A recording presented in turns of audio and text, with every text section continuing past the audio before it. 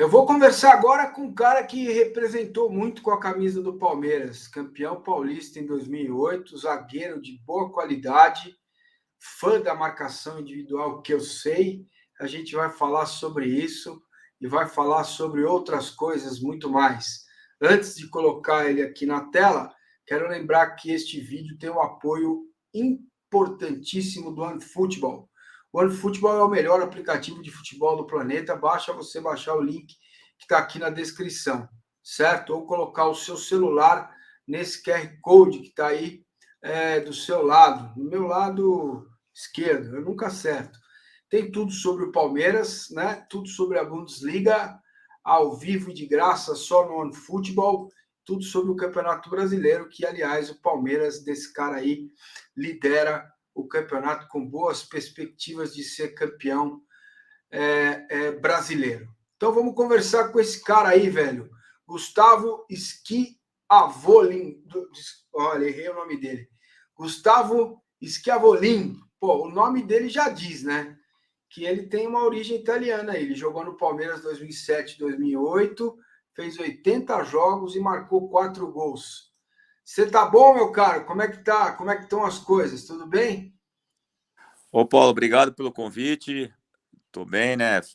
Sempre falar do Palmeiras sempre é importante na nossa vida, né? Principalmente por nós aí ter passado praticamente 2 anos aí em 2007, 2008, ter sido campeão paulista é sempre uma nostalgia boa, né? De você voltar ao passado e falar do presente, que realmente o presente do Palmeiras é uma coisa muito bonita, né? De ver, né? A construção do Palmeiras, das buscas de todo o campeonato pelos títulos, então a gente fica muito feliz aí de ver o Palmeiras aí sempre nas primeiras colocações e em busca dos objetivos maiores que são as conquistas, né?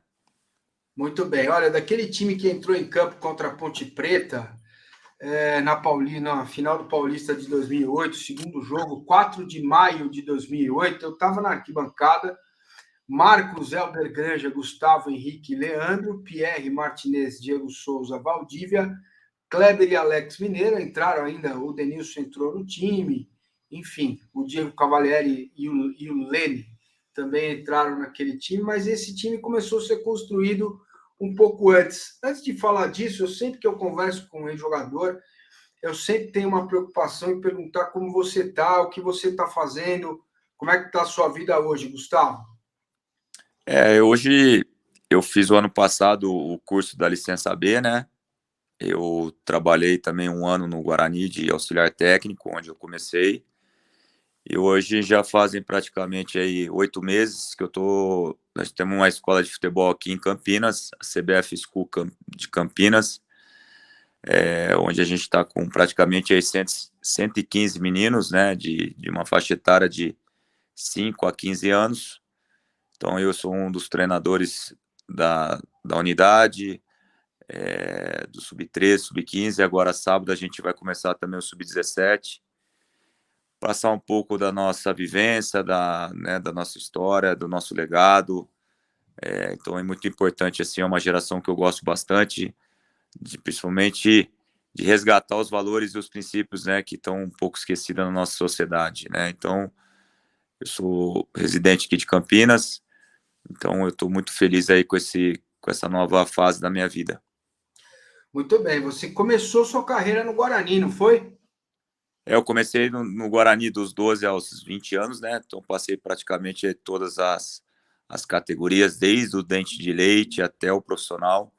Saí muito cedo, realmente saí com 20 anos, mas foram praticamente 8 anos de vivência aí no Guarani, né? Então, é, pude, tive a felicidade, né, de jogar nos 2 clubes de Campinas, tanto no Guarani e na Ponte Preta, profissionalmente, de nunca ter perdido um derby, né? Então isso também marca a trajetória do jogador aqui, principalmente quem vive em Campinas, no meu caso, né?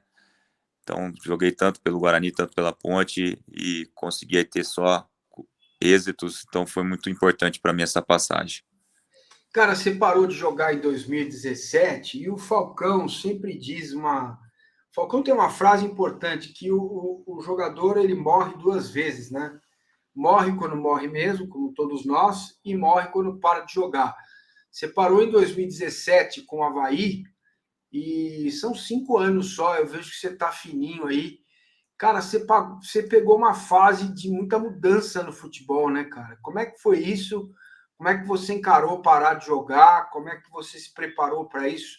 Porque aqui no canal a gente tem sempre uma preocupação humana de como que o cara, né, consegue levar uma vida mais agora no anonimato, porque enquanto era o Gustavo da Ponte, do Guarani, do Botafogo, do Atlético Paranaense, do Cruzeiro, do Vasco, do Palmeiras, que é o nosso foco aqui, nosso objetivo, parece que as portas se abrem, né? Você não faz check-in, você se preocupa com nada. E de repente tudo muda, né? Fica tudo na tua mão para cuidar da vida, que é o que é fundamental para todos nós. A vida segue. Como é que foi esse momento e essa mudança no futebol? Realmente você citou uma coisa importante, né? O atleta, ele realmente ele tem uma transição que acaba a carreira muito cedo, né? E essa transição de tratar com a aposentadoria, né? Principalmente do lado profissional, eu parei quando eu ia completar 36 anos, né? Hoje eu tô com 40 para completar 41 e realmente para mim, né? Foi uma coisa um pouco mais tranquila porque eu vinha me preparando para aquele momento, né? Sabe, eu saberia que tinha um começo, meio e fim. É lógico que a gente nunca está preparado para o fim, nunca a gente está preparado para a morte, nunca estamos preparados para coisas que nos tira algo, né? Mas eu acho que o mais importante que o Gustavo profissionalmente se dedicou, se doou, isso que é o mais importante, o legado que a gente deixa como ser humano, principalmente como profissional, acho que isso são os valores que eu carrego até hoje na minha vida, e esses valores que eu tento passar para essa geração. É lógico que no começo você acaba tendo aquele sentimento de perca, né, daquela transição, mas o mais importante é você ter a sabedoria de entender né, o seu tempo, principalmente o tempo do corpo e o tempo mental, que são dois fatores que você tem que briga constante, né? Você briga constante com ele, que tá no peso, de você estar mentalmente sempre querendo ganhar, sempre querendo fazer o melhor. Então, eu acho que hoje eu vivo até melhor, né, falando como ser humano, porque tenho menos desgaste, né, e tenho uma vida um pouco mais útil, né, de ter uma qualidade de vida melhor. Mas eu sou grato pelo futebol de ter me proporcionado tantos momentos que talvez não conseguiria se fosse qualquer outro ramo atingir um patamar tão bonito e tão gostoso, né, de vivenciar tantas coisas boas. Então, eu acho que isso é mais importante, de você ter essa sabedoria e de ter essa inteligência na hora de ter essa transição, né? Muitos não conseguem ter essa sabedoria e é onde que é uma coisa muito perigosa, porque quer fazer tudo e acaba não fazendo nada. Então, eu acho que o mais importante quando essa transição aconteceu, eu desliguei um pouco o motor, né? Mudei a chavinha, respirei, me conectei como ser humano Gustavo e hoje vivo minha vida tranquilamente e é lógico que está no nosso sangue o futebol, né? E hoje eu me sinto muito feliz assim de estar trabalhando na CBF School Campinas.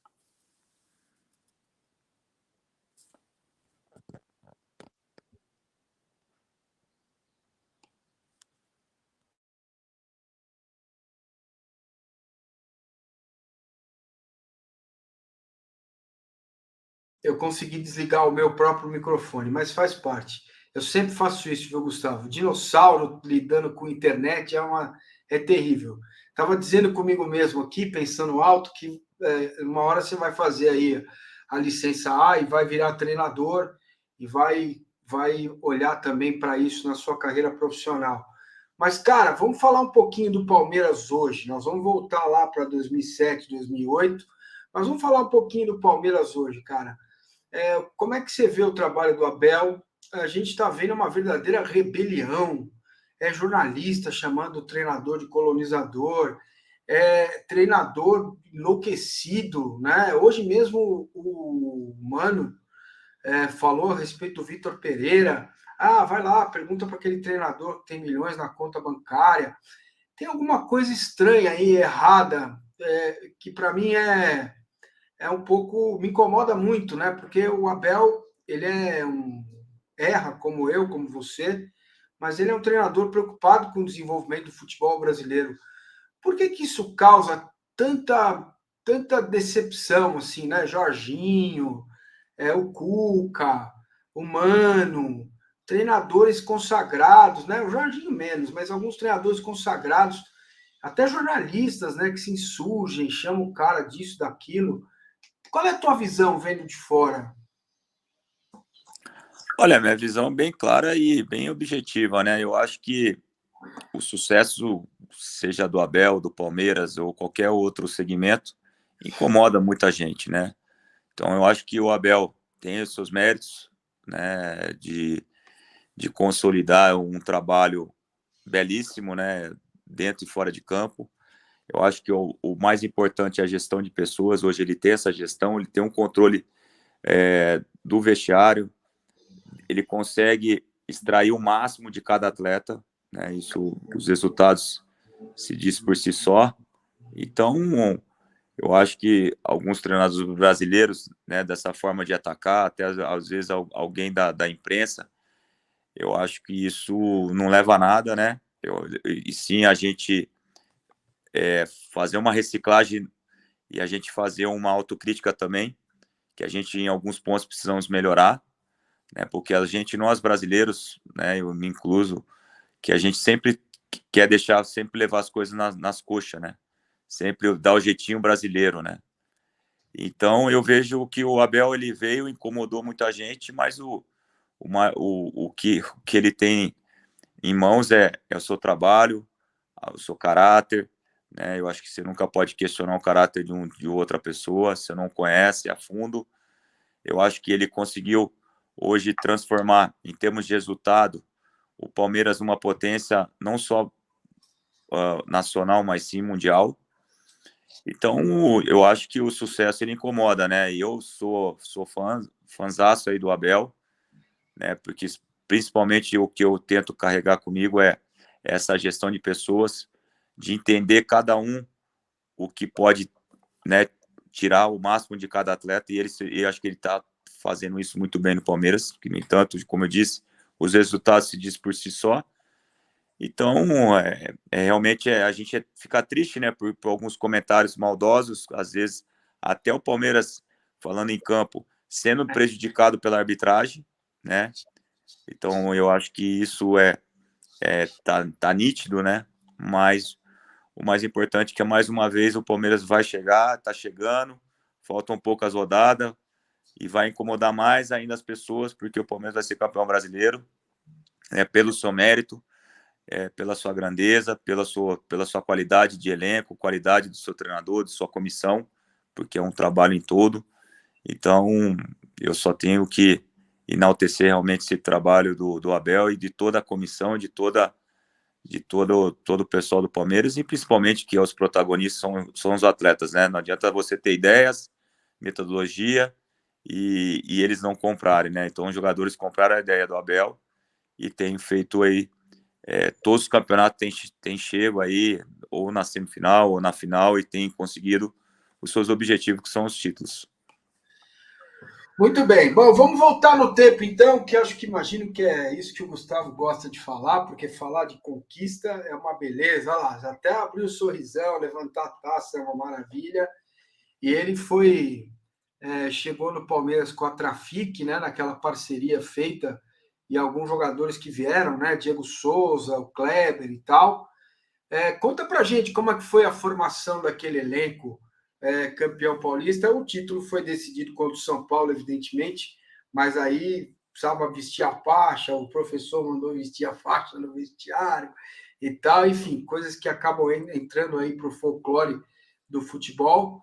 Mas fala um pouquinho da formação daquele elenco. Realmente, eu fui o primeiro jogador da Trafic, né? Nasceu aí praticamente em 2007, quando tinha essa Foi parceria o com o Caio Desportivo. Júnior, né? Foi o Caio Isso, Júnior que te trouxe, né? exatamente. 2007, que eu vim para o Palmeiras através da Trafic, e aí acabei fazendo um grande campeonato, e aí acabou as coisas acontecendo de uma forma positiva, porque a Trafic, pô, deu certo, vamos atrás de outros jogadores, como foram em 2008, né? E o Palmeiras, numa situação financeira de exercer compra de atletas é, muito limitada financeiramente, e a Trafic acaba fazendo aquele timaço, né? Em 2008, com peças pontuais, com o Luxemburgo, e a gente consegue aí consolidar toda uma campanha brilhante, uma semifinal onde a gente conseguiu reverter né, a diversidade do primeiro jogo contra o São Paulo. Depois da final, praticamente aí a gente, né, pelo resultado, não só pelo resultado, pelos dois jogos que a gente fez, tanto em Campinas e tanto no Parque Antártico. Mas o que chama atenção, né, como você citou, é a forma que a gente acabou entrando na partida. Eu nunca tinha visto isso. Acho que foi a primeira vivência que eu tive dentro do futebol, dentro de vestiário, que eu lembro como se fosse hoje. O Luxemburgo jogou os dois envelopes no chão para cada atleta, né? E a gente, aquele olhar desconfiado, e a gente acaba pegando o envelope, abre os dois, né? Um era a faixa e o outro era a camisa campeão paulista 2008. Então ele já trouxe antes de começar o jogo, a responsabilidade de ser campeão, né? Então realmente a gente foi muito convicto, com muita confiança para essa final, e a conquista foi uma coisa muito inédita aí para não só para mim, mas para todos, mas para mim assim em especial por ser torcedor do Palmeiras, por ter escolhido ter jogado no Palmeiras em 2007. Então para mim assim teve um sabor muito especial, e ainda mais o jejum que vinha o Palmeiras de 12 anos sem conquistar um título. Então realmente isso me marcou e marca até hoje, né? O reconhecimento dos torcedores, apesar de o Palmeiras ter conquistado aí bastante títulos, né, nesses últimos anos, mas eu acho que naquele momento lá, aquela dificuldade, né, de todo aquele cenário ruim financeiramente que o Palmeiras vivia, da fila de títulos, então isso fez as dificuldades virar uma oportunidade, e foi muito prazeroso aí ser campeão com a camisa do Palmeiras. Verdade. A gente vai falar do jogo contra o São Paulo, a final contra a Ponte Preta, por causa do resultado, filme goleado e tal, perdeu até um pouco a graça no sentido da competição, né? Já ganhou o primeiro jogo no Moisés Lucarelli e tal. Mas, cara, o jogo contra o Bragantino me chama atenção, porque o Marcão foi expulso e o Palmeiras estava perdendo o jogo, salvo engano, por 2-0, não é isso? Conta pra gente como que aquele jogo, se esse jogo tem alguma importância e como o que você lembra daquele jogo complicado lá em Bragança Paulista. Você, né, realmente, eu acho que você tocou num ponto positivo e importante, né? Acho que talvez foi aí que a gente mostrou a força do elenco, a força e a união do grupo, né? A qualidade, né? Lembro como se fosse hoje, acho que com 15, 18 minutos aí do primeiro tempo, a gente já estava tomando 2-0, a expulsão do Marcão que fez o pênalti. E a gente tem que substituir, né? Tirar um jogador, né? No caso aí tirou o Alex Mineiro, que era nosso artilheiro, né? E você coloca o Cavalieri, mas aí eu vi a união do Valdívia, Diego Souza, PR, nós lá de trás, pô, vamos reverter, né? Sabemos da dificuldade, né? Que você reverter 1-0 já é difícil, ainda com 11 contra 11, imagine com um a menos, um calor insuportável em Bragança, um gramado alto, né? Que hoje mudou todo o gramado lá do estádio, né? Então aquele gramado alto, e a gente consegue fazer o 2-1, acaba o primeiro tempo 2-2, e a gente vem para o segundo tempo, né, virando e fazendo um placar até elástico por 5-2, né? A entrada do Denilson foi muito bem. Então talvez essa foi a parte que a gente viu a força do elenco, a força do grupo, e depois disso ainda teve uma goleada na sequência, aí foi contra o São Paulo de 4-1 em Ribeirão, de virada também. Sim. Então isso acaba mostrando, né, a qualidade que não só tinha um ou outro atleta, mas do elenco todo, e talvez esse jogo aí foi um marco aí para a gente falar, vamos chegar. E os resultados foi acontecendo, A caminhada foi dura, mas cada jogo que a gente ganhava, né, mais confiança, acreditava mais no companheiro e, no entanto, que a gente bateu o campeão. Muito bem, 2 jogos contra o São Paulo, né? O São Paulo que vinha de um título brasileiro e vocês, o Palmeiras terminou. Você já estava no Campeonato Brasileiro quando terminou em sétimo ou não? Não, isso daí foi em 2006, né? 2007, não foi isso? O Campeonato Brasileiro. Isso, 2007. A gente vai jogar o último jogo contra o Botafogo. Perdemos o Botafogo e foi a sorte que o Corinthians acaba caindo para a segunda divisão, né? Pois é, Porque deu uma aliviada aí. a gente se consegue pelo menos resultado positivo nesse último jogo, a gente consegue chegar pelo menos na pré-Libertadores, né? Isso. E no ano seguinte a gente consegue chegar nessa pré-Libertadores que foi com o Luxemburgo. Perfeito. A construção, eu sempre falo aqui para a galera que um time campeão ele vai sendo, né, construído, forjado, né, alimentado, às vezes com pancadas, às vezes com só vitórias, enfim. Mas esse era um momento difícil da vida do Palmeiras, que tinha o apoio da Ecofix, senão não ia dar nem para pagar as contas normais, né, do mês, estava complicado.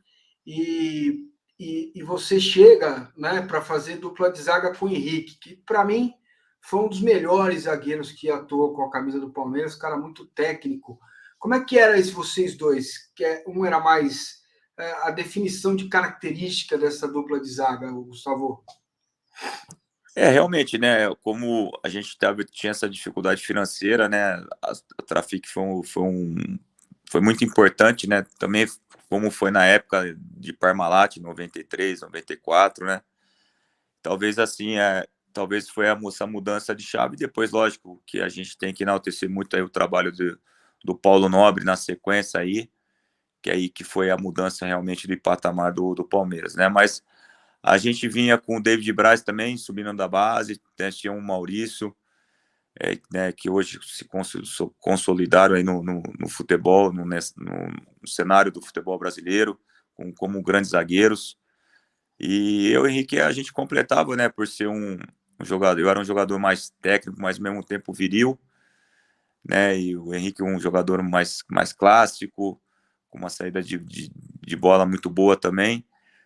E a gente tinha um pilar também, né, muito importante na frente da zaga, que era o Pierre, que, que nos dava toda a sustentação aí de marcação, que era muito importante, né, e tínhamos as saídas dos outros volantes, que eram o Martinez, o Léo Lima. Então, isso faz toda a diferença, né, e a gente jogava muito exposto, né, porque a gente jogava muito ofensivamente, então isso acaba você ficando exposto, mas isso me fez crescer como zagueiro, né, de estar no mano, de a gente competir a cada jogada, né? Hoje o futebol mudou muito, principalmente hoje você joga na linha de 4, então hoje você acaba ficando um pouco mais protegido com os laterais, né, que sempre está do seu lado, então acaba assim, hoje estando menos exposto, e o campo hoje um pouco mais reduzido, porque jogam assim um pouco mais compacto, né, as dimensões do campo é a mesma, mas o futebol ele ficou aquela coisa de encurtar o espaço. E tem campo que diminuiu, né, cara? Serra Dourada, por exemplo, era. Exato. Né, Tinha era essa quase. diferença do Serra Dourada, é verdade. Tem esse ponto também. Mas, assim, a gente tinha um futebol assim, com um pouco mais de espaço, um futebol um pouco mais técnico, né? Um futebol com uma leitura melhor. Hoje eu acho que ficou um pouco mais de força, de velocidade, de intensidade. E às vezes o pessoal eles jogam tudo no mesmo sistema de marcar, marcar, marcar. E eu acho que futebol você precisa construir, né? Eu acho que você tem que estimular ao seu time a construção, de ter a bola, de penetrar, de ter o confronto um contra um, de ter o drible, de ter a criatividade. Eu acho que isso está faltando muito no futebol. E quem faz isso, né? Hoje, por exemplo, o Palmeiras hoje tem um Dudu que faz muito bem isso num um contra um, que talvez é o diferencial do Palmeiras, que aí faz a diferença nos jogos, né? Então, Vocês, é assim. vocês tinham do lado do campo, por exemplo, o Helder Granja E o Boucher, Leandro Boucher, acho que de marcar não tinha nada mesmo, né? Além das piadas que ele fazia. Realmente, a gente tinha dois bons laterais muito ofensivos, né? A gente jogava praticamente aí no 4-2-2, porque a gente jogava com dois volantes, dois meias, que era o Valdívia e Diego Souza, um de força e o outro mais técnico, que era o Valdívia. O Alex Mineiro mais centralizado e o Gladiador um pouco mais flutuante, assim, de cair nas beiradas. Então a gente tinha um time praticamente aí, né, falando aí, um time muito ofensivo, né? Então você ficava muito exposto, né? Mas era gostoso porque a gente tá toda hora, eu sempre falo, quando você tem a bola, quando você ataca, você tá descansando, né? Então isso nos ajudava também porque a gente todo momento propunha um jogo de buscar o resultado, de ser o Palmeiras, independente se jogava dentro ou fora de casa, o Luxemburgo estimulava a gente a ter esse controle do jogo. Perfeito. Bom, 2 jogos contra o São Paulo, episódio do Gás. Conta pra gente os detalhes desses 2 jogos aí contra o São Paulo, que foi meio na marra, né? Porque o São Paulo era campeão brasileiro, tinha o Muricy no banco de reservas, enfim, Adriano, né? Adriano era o centroavante. Foi no primeiro jogo da semifinal que ele fez o gol de mão lá no Morumbi, né? Não tô Realmente, errado. ele foi 2-1, né? A gente perdeu, inclusive eu no segundo gol eu acabo falhando, num passe que eu acabo entregando para o Jorge Wagner, e ele acaba dando um passe nas minhas costas para o Adriano, mas a gente consegue no final do jogo, o Lene sofre um pênalti, a gente faz 2-1 e leva essa partida aí, né?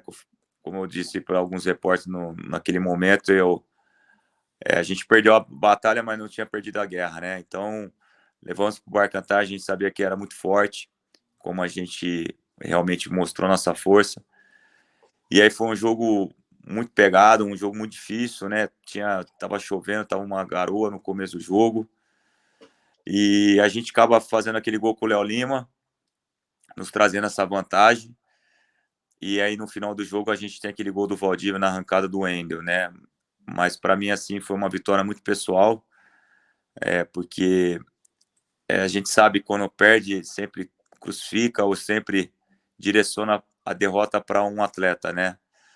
E quando ganha, eu sempre falo, sempre também tem alguns que ganhou, fez a jogada, mas perdeu todo mundo, ganha todo mundo, né? Mas algumas pessoas têm um ponto de vista às vezes diferente daquilo que a gente pensa. Mas aí veio, na hora que a gente faz o segundo gol, foi até engraçado, porque acaba a luz. E aí tem também do intervalo com o gás de pimenta que acaba prejudicando muito São Paulo. São Paulo aí acabou ficando muito enfurecido assim, né? Falei assim, pô, não podia ter feito isso porque os caras com mais raiva ainda de querer ganhar o jogo, né? Estimularam mais o adversário no lugar de acalmar. Mas eles tinham grandes jogadores, né? Como o Adriano, Hernani, Jorge Wagner, Miranda, Rogério Ceni. Enfim, e o treinador Muricy Ramalho, que dispensa comentários, né? Então foi um jogo de muita qualidade, um jogo muito disputado, mas prevaleceu o nosso mando, prevaleceu a nossa qualidade, e os detalhes fez toda a diferença desse clássico, que talvez assim foi uma final antecipada, né?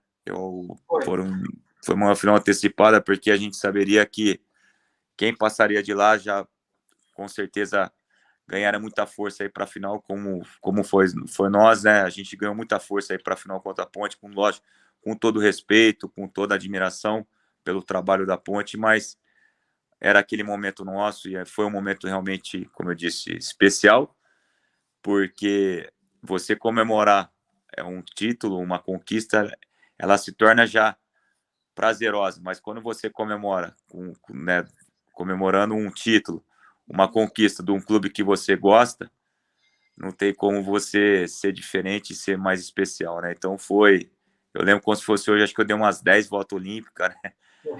De alegria, né, aquela nostalgia muito boa, assim, O Palmeiras já estava na fila de novo, né? 8 anos.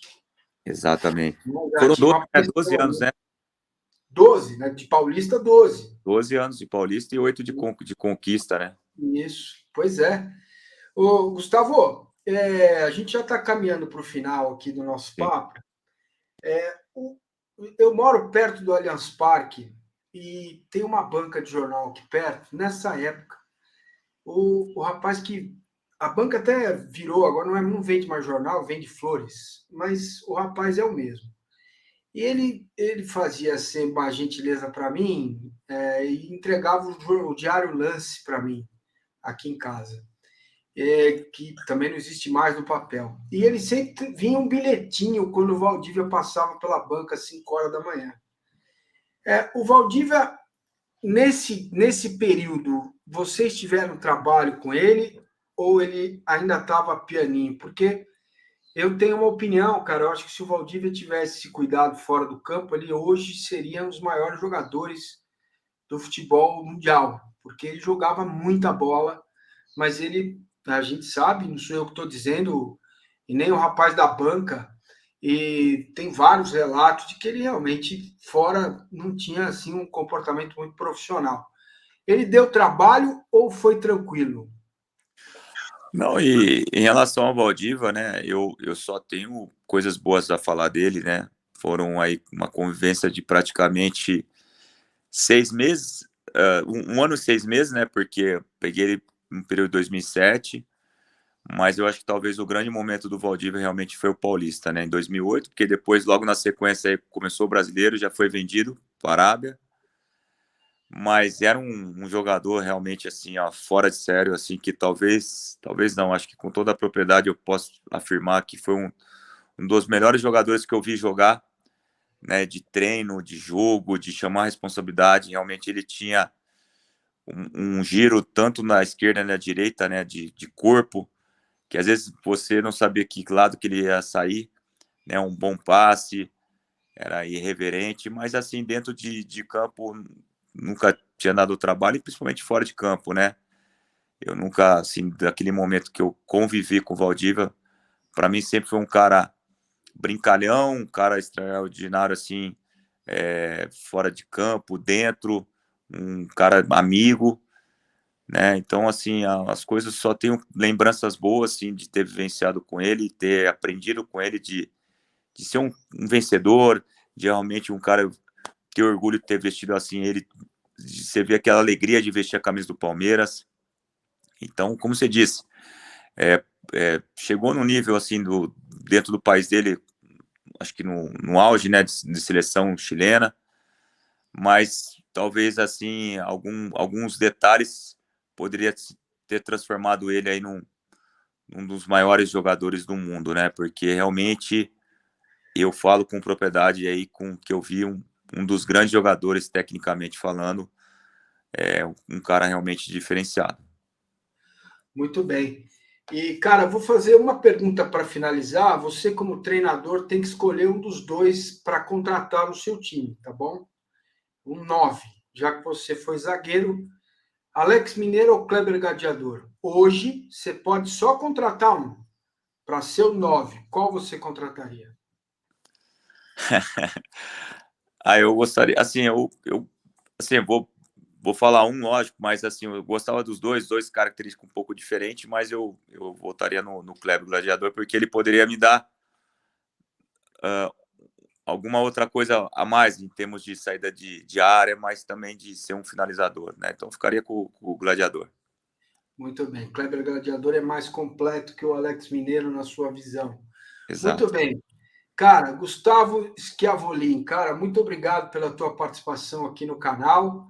Volte sempre, que você tenha muito sucesso na sua carreira profissional e mande notícias para a gente saber de você, como é que está a sua vida, o que você está fazendo, tá bom? Nós temos um amigo em comum que é o Pablo Mandiaterra. Eu já te mandei mensagem lá no Zap, você tem meu celular. Quando quiser falar com a gente, manda mensagem para dizer como é que você está, para onde você está indo, o que você está fazendo. Desejo que você tenha muito sucesso na sua vida daqui para frente, tá bom, meu amigo? Muito obrigado. Eu que agradeço, mandar um abraço aí pro Pablo e com certeza eu vou estar te seguindo aí na rede social agora, Paulo, e obrigado pelo convite, obrigado por falar um pouco, né, do nosso Verdão, realmente dá uma nostalgia muito boa e que o Palmeiras possa consolidar aí campeão brasileiro, tá bom? Que Deus te abençoe, tudo de bom, obrigado pelo convite. Fechado. Gustavo, muito obrigado, até a próxima. Meus amigos, quero chamar vocês para se inscreverem no canal, deixarem o like, compartilharem essa entrevista com todo mundo, para que a gente possa fazer o canal crescer cada vez mais. Quinta-feira tem o Jornal do Meio-Dia, à noite a live dos apoiadores, sexta-feira o Jornal do Meio-Dia, também tem a live das Minas. E olha, vamos trazer aqui o John no canal, hein? Será a nossa próxima entrevista. Um beijo do Gordo, até mais.